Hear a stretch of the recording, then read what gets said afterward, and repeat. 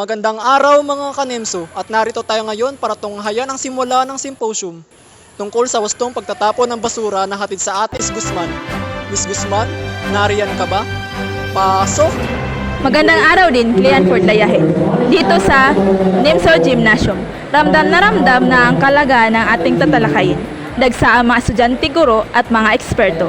Handang matuto at magbahagi ng kaalaman patungkol sa wastong pagtatapon ng basura.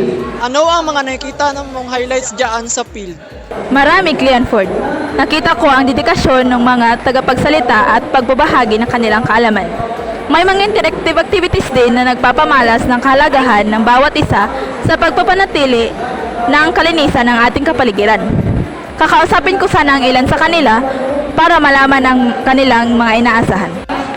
At ano ang pinaka-nakakamotivate sa iyo para maging bahagi ng symposium na ito? So, it motivates me as a student. Of course, we are responsible to attain this kind of symposium as because this is one of our responsibilities as a student to attain this kind of symposium because it can help us to gain knowledge, awareness, and this is one also problem in our country that solid waste management should be minimized so that our future generation should experience a habitable world. So ayun na nga, napakaganda ng sagot ng ating participant. Naway may sa buhay natin ang ating mga natutunan. Back to you, Cleanford. Maraming salamat, Miss Guzman. At iyan ang mga mainit na balita mula sa symposium na tungkol sa wastong pagtatapon ng basura na hatid sa atin ni Miss Guzman. Babalik tayo mamaya para sa mga karagdagang update.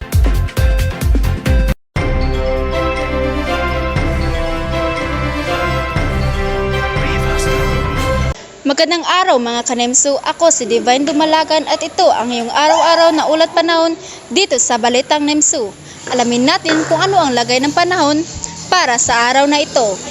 Simulan natin sa lagay ng panahon sa Luzon. Asahan natin na bahagyang maulap na kalangitan sa umaga, subalit maaring makaranas ng pag-ulan sa hapon at gabi. Sa Visayas naman, magiging maaraw sa umaga ngunit may posibilidad na pag-ulan sa hapon.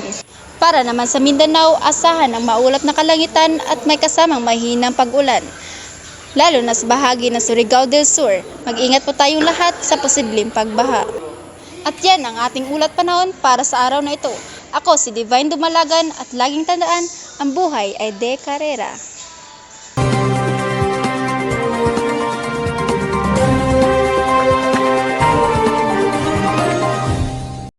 Isang lalaki patay matapos pagsasaksakin ng kanyang kaklase.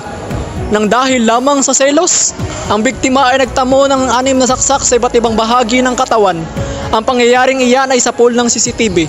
Babala, CCTV ang iyong mapapanood. Eksklusibo! Kita sa CCTV ang isang lalaki na naglalakad habang kachat ang kanyang kasintahan.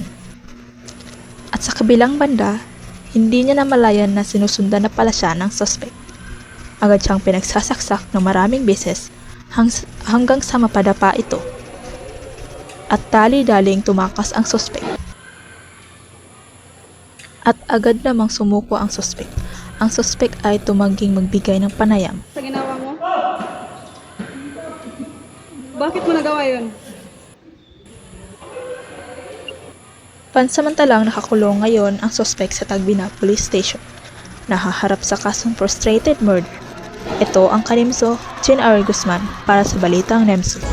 Mas malaking misyon, mas malawak na paglilingkod sa bayan. Mula rito sa Kanimso Integrated News, ako po si Cleanford Layahin at ito ang Balitang